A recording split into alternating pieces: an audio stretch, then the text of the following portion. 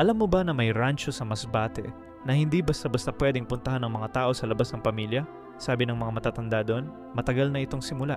Noong panahon ng mga ninuno ng pamilyang Arevalo, naglagay sila ng sumpa sa lupa. Hindi sumpa na nagpapalayo sa mga tao, sumpa na nagbabago ng tao. Ang mga kriminal, ang mga opisyal na kumukuha ng pera ng bayan. Kapag napatunayan na sila ng pamilya, isang gabi lang. Pagkagising, baka na sila. Pero hindi sila nakakalimot. Nandun pa rin ang utak nila, ang alaala, ang pangalan. Nakakulong lang sa katawan ng hayop. Ang mga manggagawa sa rancho ay nagsasabi na minsan, habang pinapatay ang baka may naririnig silang tinig, hindi ungol ng hayop, tinig ng tao, nagsusumamo. May nakahanap na ng pitaka sa loob ng tiyan ng baka, may ID pa, may larawan ng pamilya, at ang pinaka nakakatakot. Ang pamilyang Arevalo ay hindi tinatapos ang sumpa, pinapanatili nila ito dahil sabi nila mas epektibo ito kaysa kulungan. Sino ang susunod na mapunta sa kawan?